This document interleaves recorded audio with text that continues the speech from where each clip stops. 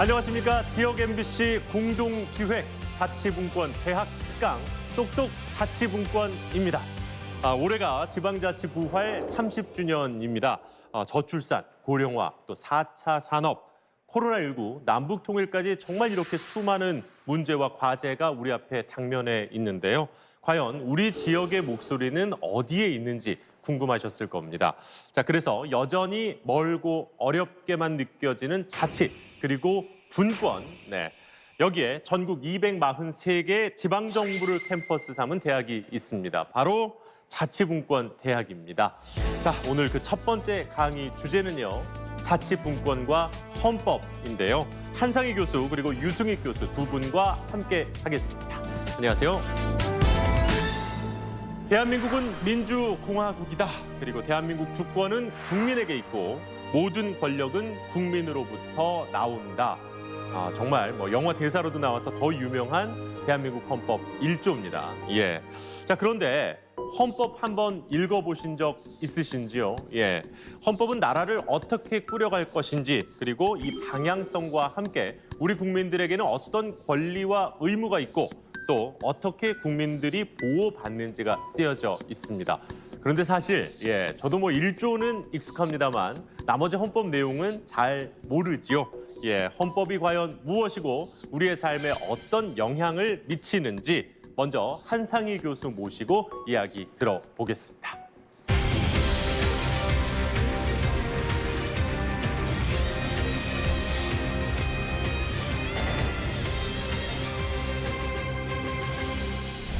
조금 전에 MC께서 헌법을 잘 모른다고 그러셨는데요. 여러분들은 헌법을 잘 아시나요? 헌법을 우리 국민들이 직접 알 필요가 있을까요? 우리는 민법이나 형법을 몰라도 법을 어기지 않고 이웃과 사이좋게 잘 살고 있습니다. 사실 법이라는 그것은 우리가 지켜야 되는 어떤 것이라기보다는 우리의 이익과 우리의 생활과 우리의 삶을 위해서 국가가 또는 어떤 지방자치단체가 지켜야 되는 어떤 규범이라고 할 수가 있습니다. 그리고 그 틀을 만드는 것이 바로 우리는 헌법이라고 이야기를 합니다. 대체로 헌법은 국가를 구성하는 기본적인 사항을 정하는 최고의 법이다라고 이야기를 합니다. 맞습니다. 그런데 그 헌법의 내용에서 가장 중요한 것은 국가인 동시에 국가의 주인인 국민입니다. 국가는 권력을 가지고 그 권력을 행사하는 그런 주체로 이야기가 됩니다만은 이미 1789년 프랑스 혁명 이후부터 헌법이라는 것은 국가 권력에 관한 법이자 동시에 국민의 권리에 관한 법이고 국민의 자유에 관한 법이고 국민의 인생의 생활에 관한 법으로 그렇게 규정되어 왔습니다. 그래서 프랑스 인권선언의 16조에 그렇게 이야기를 하고 있죠. 국민의 권리를 보장하지 아니하고 국민의 권리를 보장하기 위해서 권력이 분립되지 않은 사회는 헌법을 가진 것이라 할 수 없다. 헌법의 핵심에는 국민의 권리가 있는 것입니다. 실제 우리 헌법의 전문을 한번 봅시다. 유구한 역사와 전통에 빛나는 우리 대한국민은 서두는 그렇게 시작합니다마는 끝은 안으로는 국민 생활의 균등한 향상을 기하겠다. 밖으로는 세계 평화와 인류 공영에 이바지 한다. 그리고 대한민국의 궁극적인 존재의 이유가 나옵니다. 우리 헌법이 만드는 이 대한민국이라는 나라는 우리들과 우리들 자손의 안전과 자유와 행복을 영원히 확보한다는 것. 우리들이 대대손손 편안하게 잘 먹고 잘 살 수 있는 그런 나라를 만들겠다는 것. 그것이 헌법의 기본적인 내용이고 바로 그것이 대한민국이 존재하는 이유라고 할 수가 있을 겁니다. 그리고 헌법 10조에서는 바로 이런 전문의 내용을 받아서 모든 국민은 인간으로서의 존엄과 가치를 가진다. 그리고 행복을 추구할 권리, 자기가 원하는 바대로 행복하게 살 권리를 가진다. 국가는 국민이 가지는 이러한 권리를 최대한도로 보장해야 될 의무를 진다. 라고 못 받고 있습니다. 사실 여러분들은 지난 촛불 집회 때 대한민국은 민주공화국이다라는 헌법 제1조 1항을 목 놓아 외쳤을 것입니다. 민주공화국이 뭘까요? 상당히 설명하기 어렵긴 합니다만은 우리 헌법재판소는 입헌적 민주주의라는 말로 설명을 하는 것 같습니다. 크게 두 가지죠. 국민의 자유와 권리를 보장하기 위해서 법으로서 국가 권력을 제한하겠다. 이게 법치국가의 원리입니다. 또 한편으로 국가의 주요 정책의 결정이나 국가의 운영 과정은 국민들의 의사를 받아서 국민들이 원하는 바대로 하겠다. 이 두 가지를 합쳐서 법치주의의 틀에 따라서 민주주의의 방식으로 운영되는 국가. 이것을 우리는 입헌적 민주주의라고 그러거든요. 그리고 그 입헌적 민주주의가 헌법 제1조 1항에서 민주공화국이라는 이름으로 바뀌어서 나옵니다. 자, 이 입헌적 민주주의에서 가장 핵심적인 단어는 무엇일까요? 국민이죠. 여러분, 나, 그리고 우리와 더불어 살아가는 모든 사람들, 이 사람들이 헌법의 주인이 되는 것이고 그 사람들의 의사에 따라서 그 사람들이 원하는 바에 따라서 우리의 자유와 권리가 지켜지는 다수의 의사에 따라서 국가가 운영되지만 그러나 이 다수라 하더라도 소수 집단에 속하는 사람들의 인권은 보장해주는 국가. 이게 이제 입헌적 민주주의 또는 민주공화국이라고 할 수 있거든요. 우리 헌법은 바로 그런 내용들을 정하고 있습니다. 그런데 아쉬움이 있습니다. 역전이 이루어지는 거죠. 헌법은 국민의 자유와 권리를 보장하는 법이어야 되고 국민의 모소리를 담아내야 되는 법인데 그런데도 우리 헌정사는 1948년 재헌헌법이 만들어진 때로부터 지금까지 국민의 목소리를 제대로 담아내지를 못했습니다. 요 근래 하나 이슈가 되었던 대통령 출마하기 위해서는 40세에 달아야 된다라는 규정이 왜 나타났을까요? 1963년 헌법에 들어가긴 합니다만은 밀실에서 이 헌법이 만들어지다 보니까 국민들에게 묻지 않고 어떤 자기들끼리 모여서 만들다 보니까 왜 대통령이 후보가 되려면 40세에 달아야 되는지 아무도 모릅니다. 어디 문헌을 찾아볼 때도 없습니다. 그냥 들어가 있는 거예요. 이제 그러다 보니까 나는 20대지만 30대지만 이 나라 운영할 자신과 능력과 의지가 있다. 라고 하더라도 출마를 못하게 되는 것이죠. 사실 우리 헌정사를 보면은 헌법은 수없이 많이 바뀝니다. 그리고 독재의 시절에서부터 군사 정부가 이루어졌던 시절 9번에 걸쳐서 헌법이 개정되었습니다마는 그 어떠한 경우에도 우리가 주인이 되어서 우리의 원하는 것 그리고 우리의 생활을 헌법에 담아내는 그런 과정은 전혀 존재하지 않았죠. 심지어 현행 헌법이 만들어지는 87년 헌법이라고 그럽니다. 이 민주화 시절도 마찬가지입니다. 87년 6월 항쟁 끝에 이제 헌법이 만들어집니다만은 이 헌법도 8인회라고 하는 8명의 국회의원이 모여서 자기들끼리 합의한 그런 헌법 개정안을 국민투표에 의해서 통과시킨 것이거든요. 국민투표 과정에서 왜 이 헌법 조문이 필요한가? 고민은 했겠습니다만은 실제 헌법 조문을 만드는 과정에서는 우리는 전혀 관여하지 못했습니다. 그러다 보니까 우리의 뜻과 관계없는 과거 유신 정부에 있었던 그런 헌법 조항까지도 아직도 유지되고 있죠. 예를 들자면은 지난 촛불 집회 때 가장 문제가 됐던 게 제왕적 대통령제였습니다. 근데 그 제왕적 대통령제를 담아냈던 헌법 66조 대통령은 국가의 원수다라는 조항이 있습니다. 원수가 뭘까요? 대한민국에서 가장 높은 사람이죠. 근데 우리 헌법 1조 1항에서는 뭐라고 하고 있습니까? 국민이 주인이라고 하고 있잖아요. 국민이 주인인데 왜 원수가 필요해요? 이게 이제 유신헌법에 있었던 그 잘못된 헌법 조항들이 아무런 여가 장치도 거치지 않은 채 이것이 과연 이 시대 민주화 시대에 필요한 조문인지 아닌지 검토도 거치지 않은 채 그대로 들어와 있는 거죠.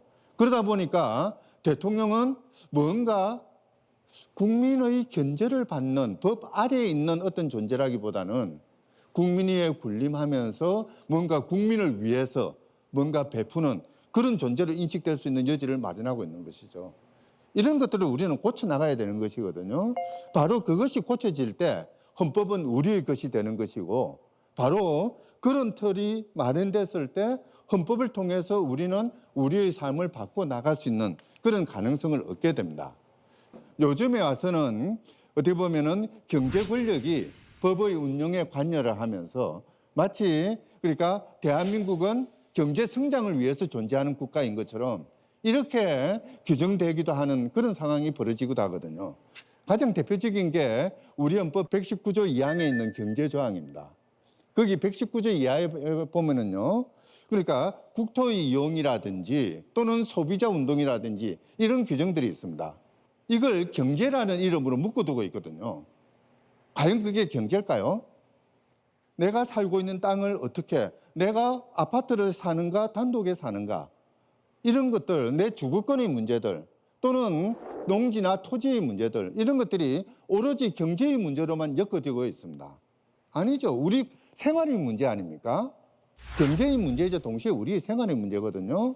그러다 보니까 재헌헌법에 있었던 규정들, 대한민국의 경제 질서는 국민 생활의 기본적인 그 향상을 위해서 존재한다. 우리 경제 질서는 국민의 생활상의 기본적인 수요를 충족시키기 위해서 존재한다. 라는 규정이 이게 어느 날 갑자기 87년 헌법 개정 과정에서 빠져버립니다. 그냥 경제민주화라는 글자로 대체되어 버립니다. 국민 생활의 기본적인 수요를 충족한다는 인간답게 살 수 있는 최저한도의 생활 수준을 마련한다는 이런 대한민국 국가의 존재 이유가 갑자기 누구의 승인도 받지 않은 채 경제의 민주화라는 경제로 빠져버리는 거죠. 생활의 문제가 경제로 빠져버립니다. 이런 것들이 어떻게 보면은 우리 그 현재의 생활이 경우에 따라서는 우리의 바람, 우리의 의지와 관계없이 다르게 움직여 나가는 그런 원인이 되고 있지 않는가, 뭐 그런 생각을 할 수가 있는 것이죠. 사실 바로 그 때문에 우리는 지난 날 촛불 집회 이제 광장에 나가서 큰 소리로 잘못된 국가 체제를 비판하고 또 힘을 모아서 그 정권을 쫓아내기도 했습니다. 지난 촛불 집회 때 우리는 대한민국은 민주공화국이다. 국가의 모든 권력은 국민으로부터 나오고 내가 주인이다. 나는 내가 대표한다라고 외쳤습니다마는 여전히 우리의 일상은 깝깝하죠. 의뢰지에서 벗어나고 있지 못합니다. 어떻게 보면은 촛불 집회 이후에 있었던 헌법을 개정하자는 논의 아주 불같이 일었었죠. 그런 논의는 광장에서 이겼던 우리의 자신감 또는 우리의 승리를 우리 일상에서도 실현되도록 그렇게 바꿔보자는 우리의 함성이었을지도 모르겠습니다. 우리는 헌법을 바꿔서 우리 생활을 바꾸는 그런 틀을 마련해보자 라는 생각을 했을지도 모릅니다. 경제가 주를 이루는 그 경제 조항들을 경제가 아니라 생활로 바꾸고 어떤 그러니까 부가가치를 만들어내는 국토 개발이 아니라 우리의 주거권이 보장이 되고 우리의 생활 환경이 보장되는 국토 관리로 바꿔내는 그런 헌법을 만들어 보자.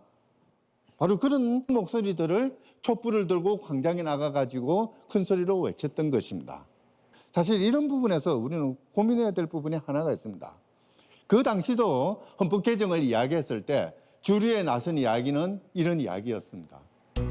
개헌을 할 때 권력 구조는 4년 단위 그 중임이 좋겠습니까? 5년 단임이 좋겠습니까? 내각제가 좋겠습니까?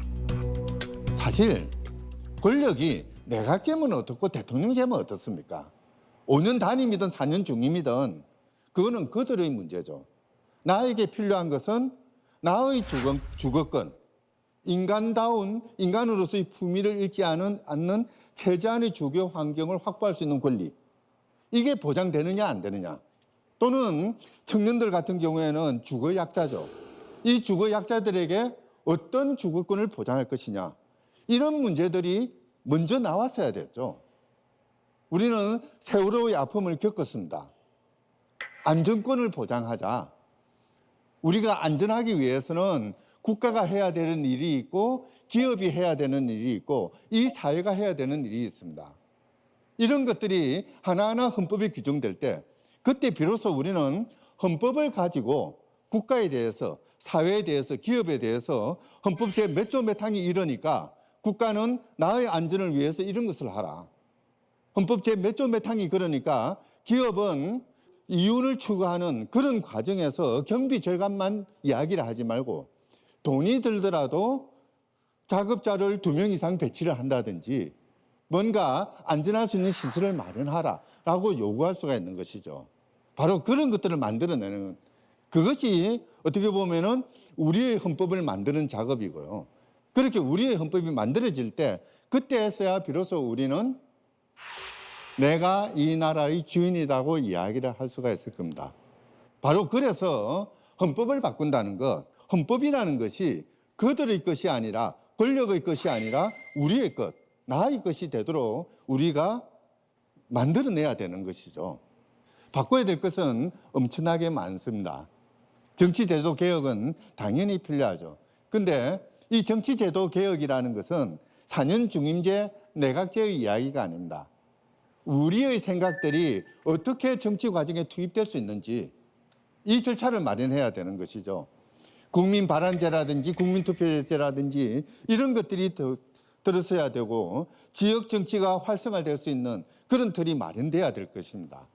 또 한편에서는 우리의 권리들이 구체적이고 그리고 개별적으로 보장돼야 되는 거죠. 가장 지금 절실한 것이 주거권의 문제, 그리고 내 점포에서 안정되게 장사를 할 수 있는 권리의 문제, 또는 그 기후 변화에 따른 어떤 그 후세대의 어떤 위험에 대해서 뭔가 안전 장치를 마련할 수 있는 그런 지속 가능한 성장의 문제들, 뭐 이런 것들이 헌법에 들어갈 수 있어야 될 것입니다.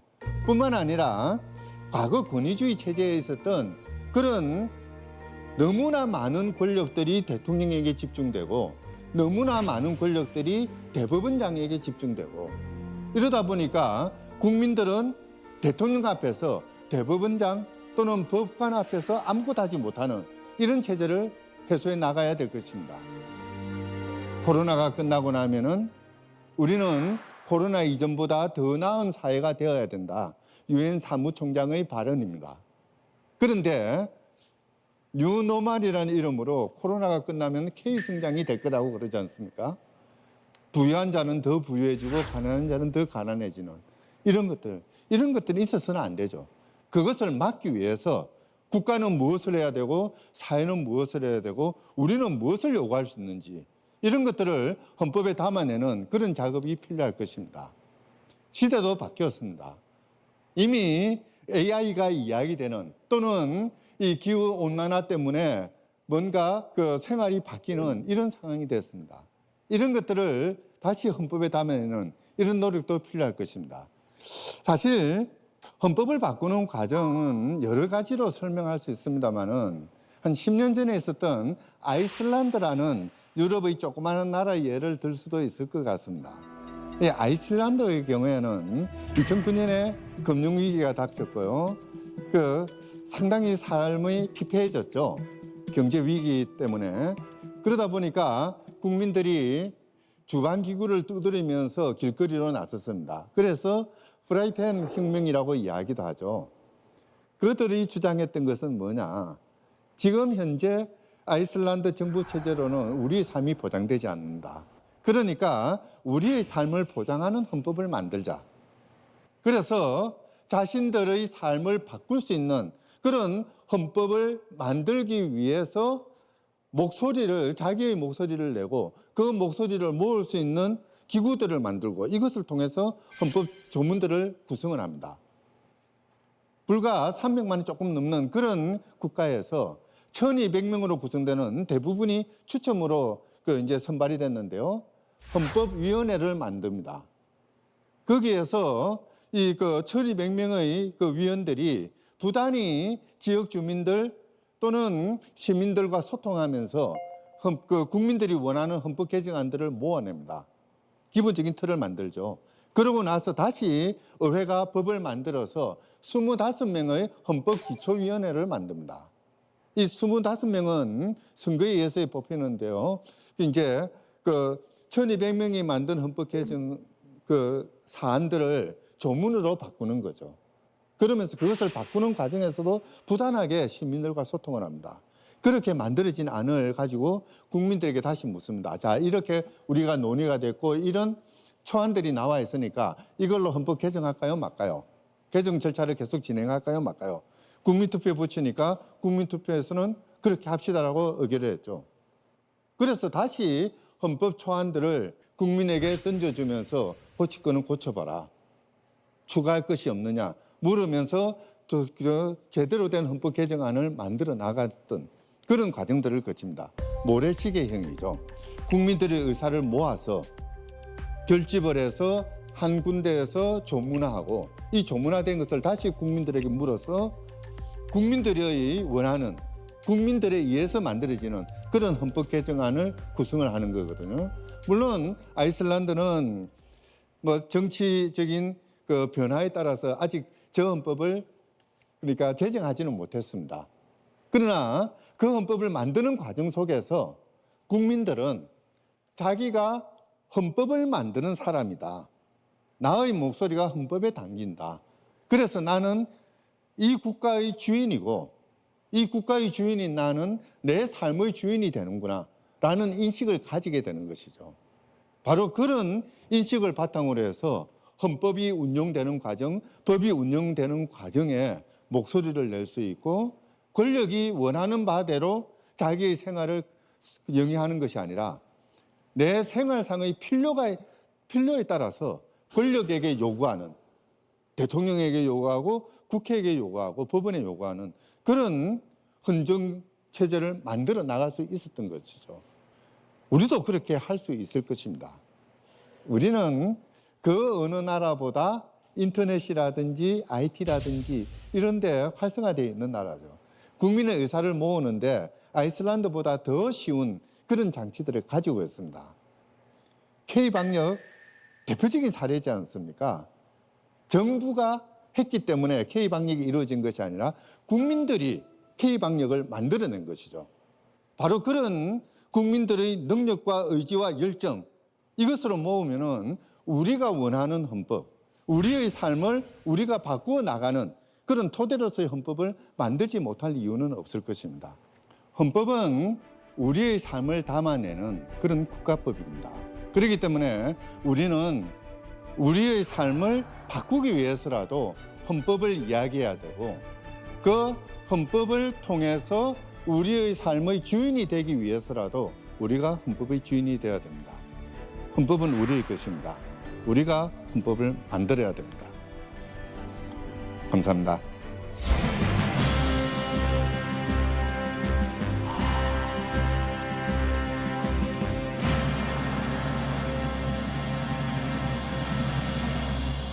네, 한상희 교수님의 얘기 잘 들었습니다.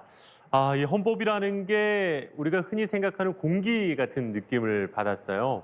우리 주변에 늘 있지만 우리가 실제로 인지하지는 못하고 있다는 그런 생각도 좀 들었는데 그럼에도 불구하고 헌법 제정, 또 개정 이런 곳에 우리 국민들이 직접 참여하기는 상당히 좀 어려울 수가 있죠. 이 국민 투표를 통해서 찬반 의사만 물을 뿐입니다.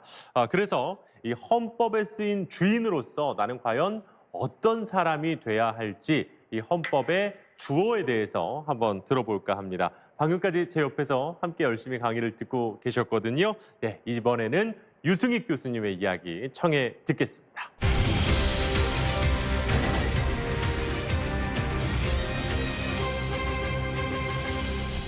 오늘 여러분들과 이야기 나눌 주제는 헌법의 주어입니다.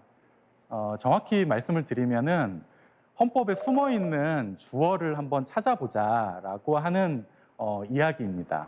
저 깊이 숨어 있는 것 같아요. 사실은 그 존재를 드러내고 있기는 합니다. 그런데 우리 뇌가 사실 그렇게 잘 보지를 못하는 것 같아요. 결론을 먼저 말씀드리면 헌법의 주어는 국가가 아니라 국민입니다.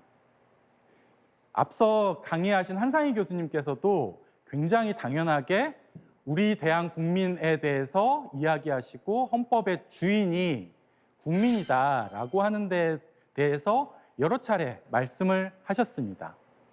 저는 오늘 좀 강조를 드리고 싶습니다. 헌법의 주어, 그것은 국가가 아니라 국민이라고 하는 거죠. 헌법은 공부를 해야 되는 주제이에요. 헌법을 공부해야 되는 가장 기본적인 이유는 헌법이 굉장히 중요하고도 굉장히 넓은 이야기를 하고 있기 때문입니다. 헌법은 국가의 조직과 구성에 관한 법입니다. 그런데 이렇게 헌법의 개념을 이야기 드리면 이거 너무 어려운 이야기 이제 하나보다 법학 어렵구나 이렇게 얘기를 하실 수도 있으실 것 같아요. 그런데 이렇게 한번 생각해 보시면 좋을 것 같습니다. 헌법은 여러분들이 지금 매일 사용하고 계시는 스마트폰에 들어있는 것이라고 생각하셔도 좋을 것 같아요. 여러분들 스마트폰을 어떻게 여시나요? 요즘은 기술이 굉장히 많이 발달해서 지문을 인식한다든지 아니면은 얼굴 형태를 인식한다든지 하는 식으로 굉장히 다양한 형태로 스마트폰을 열어볼 수가 있죠. 그리고 그렇게 열게 되면 여러 가지 앱들을 사용해 가지고 스마트폰을 사용하고 계실 것 같아요.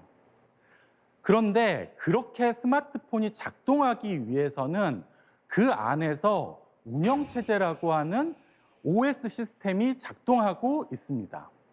이 운영체제가 바로 헌법입니다. 스마트폰은 그 운영체제가 없으면 작동하지 않는 사실 고철에 불과해요. 마찬가지로 헌법이 작동하지 않으면 우리나라의 영토나 여러 가지 사용하고 있는 시설들, 이것들은 사실은 그냥 물체에 불과할 겁니다. 헌법은 한 국가의 정신이고 운영의 기본적인 체계라고 할 수가 있습니다. 그런데 헌법은 그 뜻이 컨스티튜션이나 또는 독일어로 페어파숭이라고 불러요. 근데 저 말이 영어 또는 독일어인데 원래 뜻은 만들다 또는 짓다라고 하는 뜻입니다. 따라서 헌법을 읽게 되면은 우리나라가 어떻게 만들어져 있고 어떻게 지어져 있는지에 대해서 살펴볼 수가 있습니다. 물론 가장 중요한 요소는 우리의 권리, 우리의 가장 기본적인 인권이 어떠한 내용을 담고 있고 우리는 어떤 권리를 향유하고 있는지에 대해서 헌법은 규정하고 있는 최고법이라고 할 수가 있습니다. 근데 헌법은 크게 보면은 두 가지로 살펴볼 수가 있을 것 같아요. 대한민국 헌법 이렇게 검색해서 나오는 그 헌법을 읽어보시면 이게 우리나라의 헌법이구나라고 바로 알 수가 있습니다. 그런데 그렇게 쓰여져 있는 헌법도 헌법이지만 다른 식으로 존재하는 헌법도 있습니다. 가장 대표적인 예는 쓰여 있진 않지만 헌법으로 인정되는 관습적인 헌법들도 있습니다.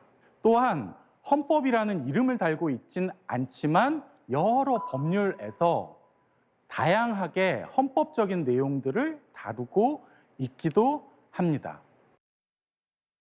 헌법을 딱 두 마디로 요약해봐라 라고 하면 권리와 권력입니다. 헌법은 권리의 문제를 다루고 있습니다.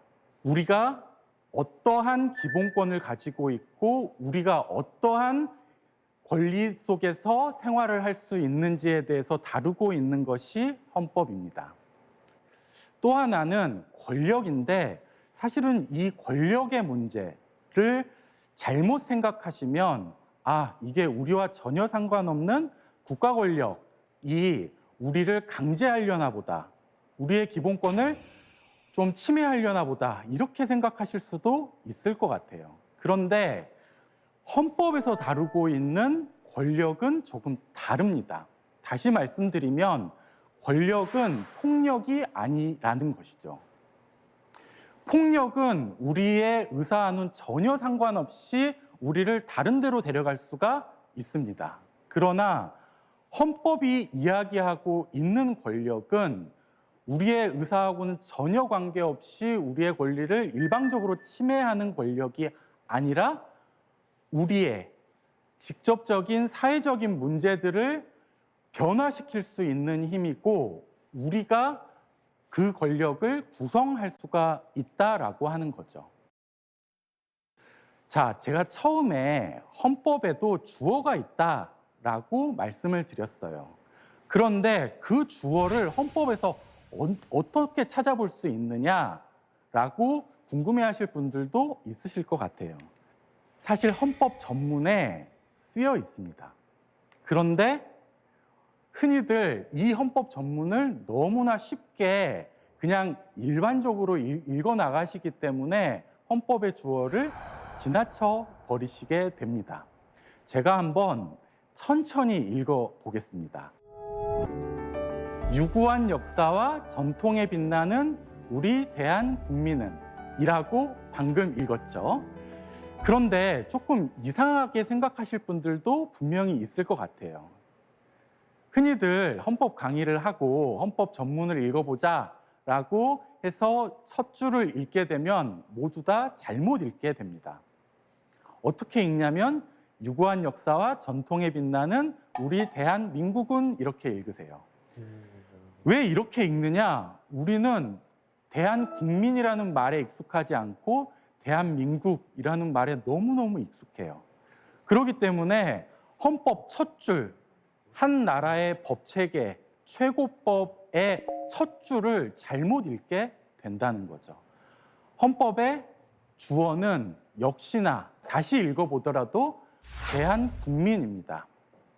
우리 대한국민이 이 헌법을 제정하고 개정한다라고 하는 것이지요.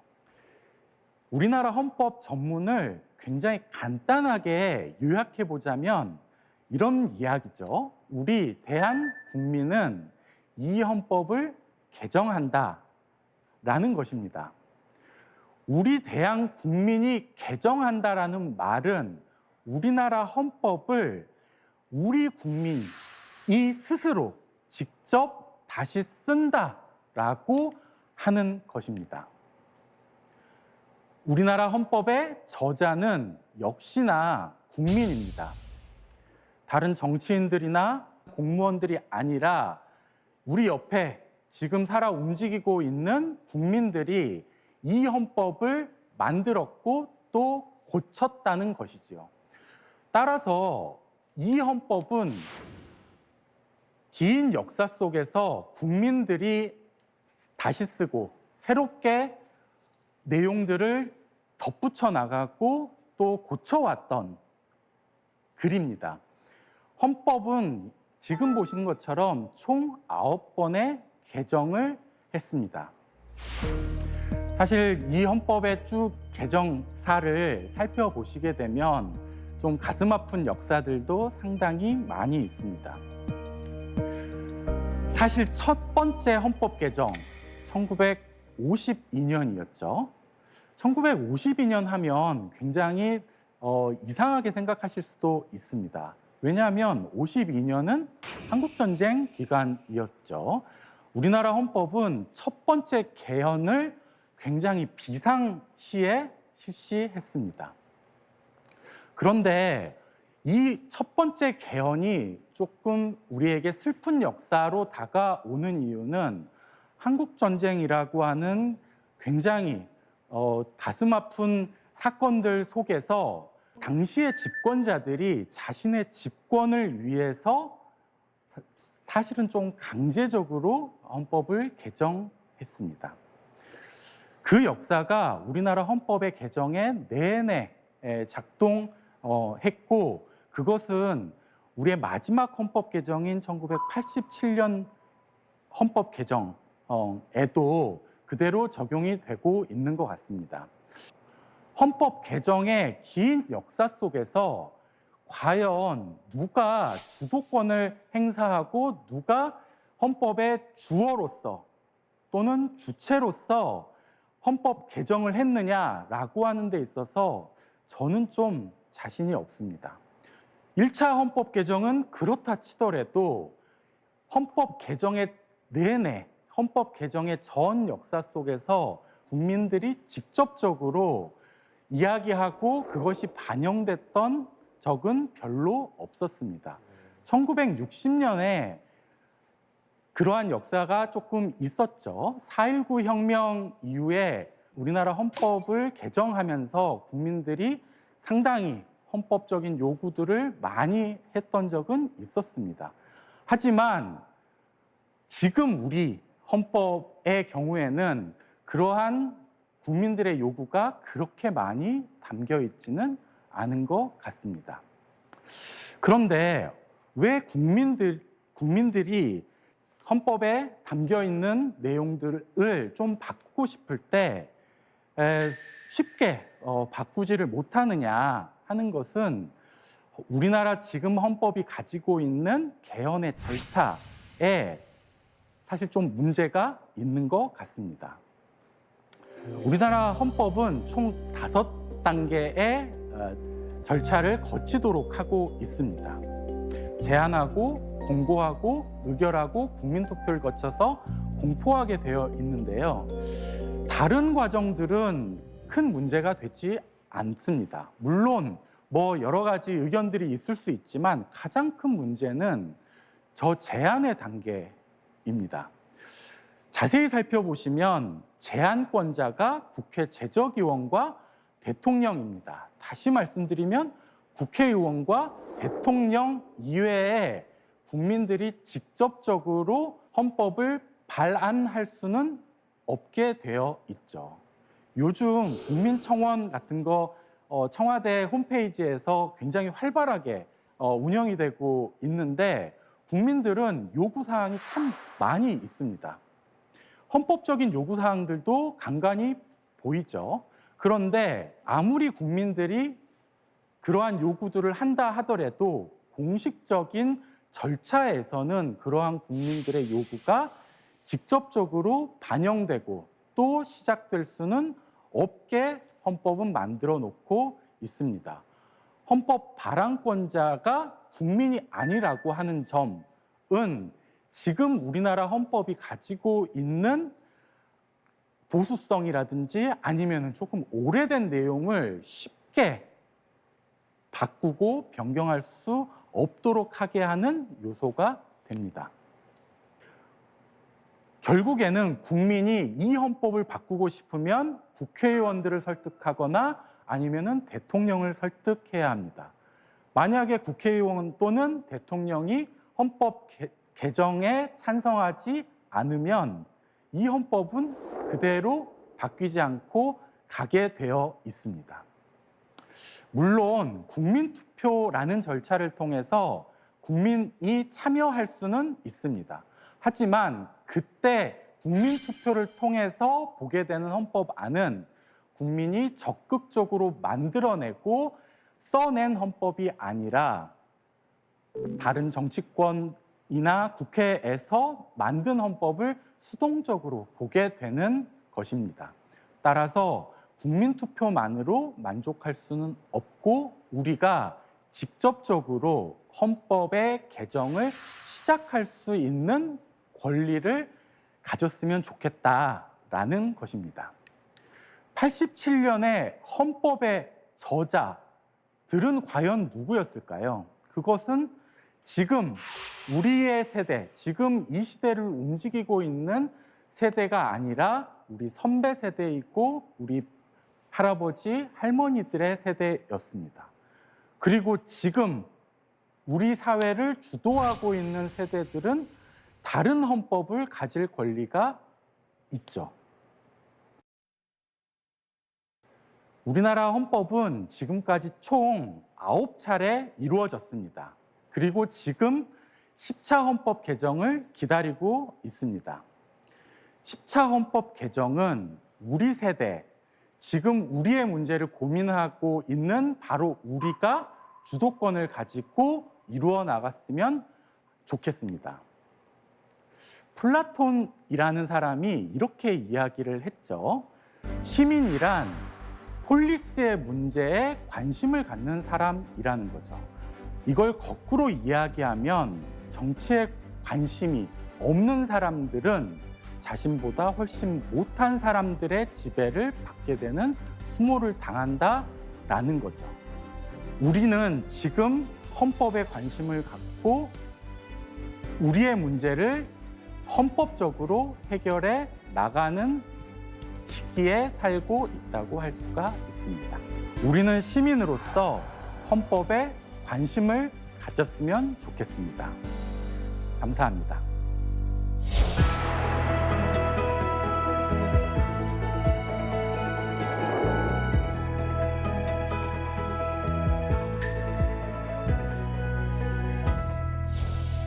너무 멀게만 느껴졌던 헌법에 관해서 이렇게 쉽고 재미있게 또 강연을 해주신 한상희 유승익 교수님께 또 시청자 여러분들께서 궁금해하실 만한 내용 좀 여쭤보도록 하겠습니다. 자, 오늘 자치분권대학을 통해서 두 선생님의 강연을 들을 수가 있었는데 가장 먼저 이 헌법에 자치분권에 대한 내용은 좀 담겨 있나요? 사실 우리 헌법은 자치분권에 관한 조항을 그렇게 많이 담고 있지는 않거든요. 다만 재헌헌법 이후에 제1공화국 때는 자치분권에 대해서 어느 정도 의지가 있었습니다. 뭐 시행도 하려고 했고 했는데요. 그런데 이제 그 한국 전쟁이 터지고 또 정권이 약간 독재로 흘러가는 이 과정에서 자치분권이 조금 약화되었다가 그러다가 군사 정권이 들어서면서 이 자치분권이라는 것은 거의 형해화돼 버리는 그런 상황을 거쳤죠. 이제 현행헌법 들어와서 90년대 초에 이제 지방분권이 어느 정도 시행이 되긴 했는데요. 여전히 어떻게 보면은 우리 헌법재판소가 주민들의 자치권은 헌법상의 기본권이 아니다.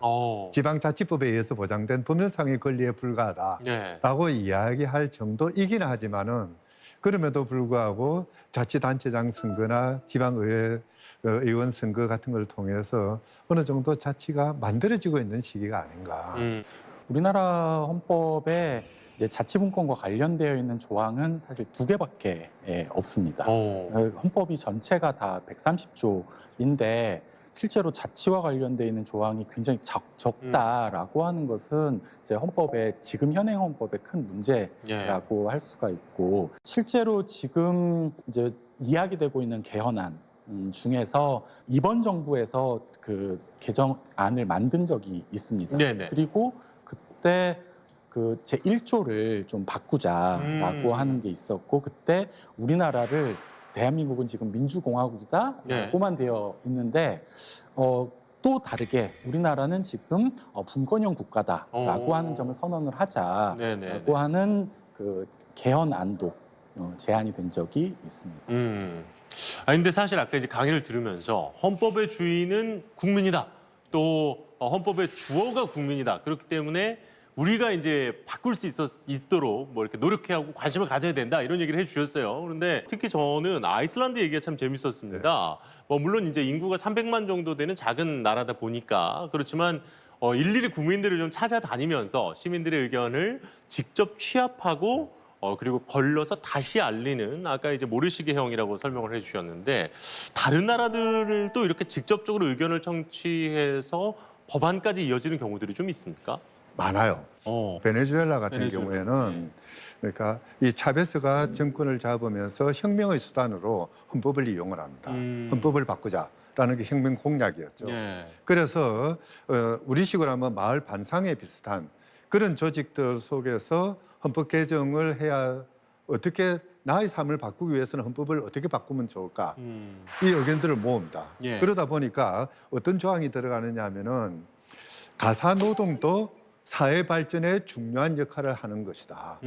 따라서 가사노동에 종사하는 사람들을 국가가 보호해야 된다. 이 조항이 들어갑니다. 이건 참 맞는 얘기네요. 아주 혁명적인 그 이야기거든요. 이제 그러다 보니까 21세기 혁명의 도구는 헌법이다. 뭐 이런 말이 나오기도 하는데요. 얼마 전에 있었는데요. 칠레 같은 경우에도 역시 헌법 개정을 하는데 헌법 개정 초안을 만들기 위한 회의체를 만듭니다. 155명으로 구성이 되는데요. 여기는 아주 재밌는 게 이제 이 헌법 개정위원들을 선거에 의해서 선출하는데 남녀 동수법을 적용을 합니다.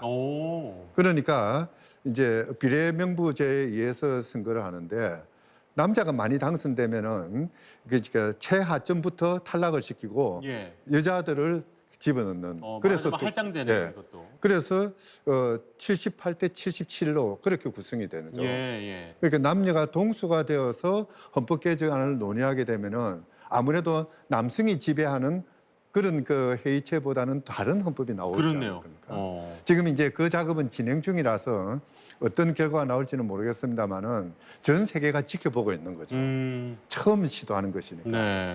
우리도 앞으로 헌법 개정을 한다면은 이런 식으로 좀 창의적인, 그래서 많은 사람들이 자기 목소리를 낼 수 있는 이런 절차들을 마련할 필요는 있을 것 같습니다. 그러니까 이 역시도 두 선생님께서 오늘 말씀해 주신 내용처럼 헌법의 주인이 국민이기 때문에 어떻게 하면 이 주인인 국민의 얘기를 더 잘 들을 수 있을까를 고민하는 또 해외 사례에 대해서도 말씀을 해 주셨습니다. 예, 우리나라도 사실은 이걸 좀 적용해 볼 필요가 있을 것 같아요. 네. 지방자치단체들이 상당히 많이 있는데 각 지방자치단체들이 앞으로 우리나라 헌법 개정을 어떻게 할 것이냐 좀 안들을 각각 제시를 하고, 그래서 우리 지역 실정에 맞는 헌법은 어떤 것이냐라고 하는 것들을 제안하면은 다양한 헌법안들이 우리나라에서 이렇게 나타날 것이고, 네. 그것들이 서로 토론을 하게 되면 그래서 좋은 헌법안이 만들어지지 않을까 그런 생각을 해보게 됩니다. 아까 네. 지금 뭐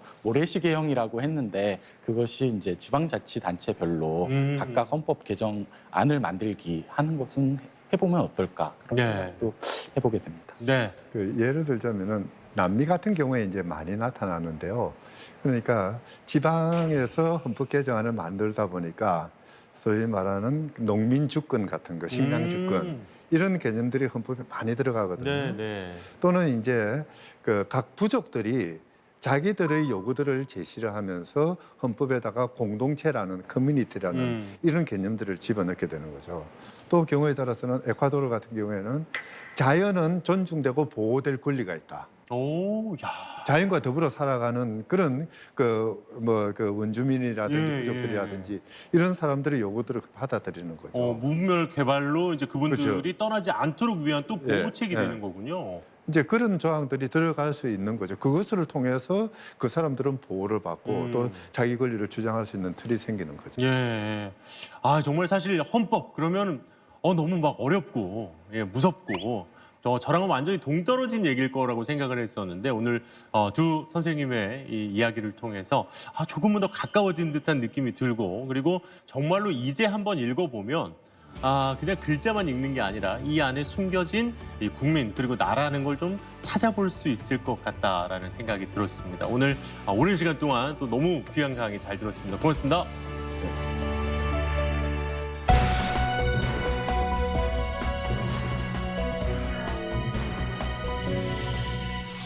1884년 영국에서는 점진적인 사회 개혁을 지향하는 시민들이 모아서 이 페비안 협회라는 것을 만들었다고 합니다. 이 페비안 협회의 이 페비안은 이 카르타고 전쟁 당시에 한니발 장군과 싸웠던 로마의 장군 이 파비우스에서 비롯됐다고 하는데요. 이 당시에 로마 시민들은 파비우스 장군을 느림보라고 비웃었다고 하죠. 그런데 이 카르타고의 한니발 장군에게 어려움을 처하고 있던 로마군은 끊임없이 공격하던 파비우스 장군의 결정적인 승리로 결국은 로마가 큰 승리를 얻게 되는 겁니다. 그래서 이 페비안 협회의 로고가 바로 거북이라고 하는데요. 느리더라도 천천히 끝까지 이 목표에 도달하는 게 어쩌면 더 중요할지도 모르겠습니다. 속도보다 완주가 더 중요할 때도 있으니까요. 지역 MBC 공동기획 자치분권 대학 특강 똑똑 자치분권입니다. 저는 다음 시간에 다시 인사드리겠습니다.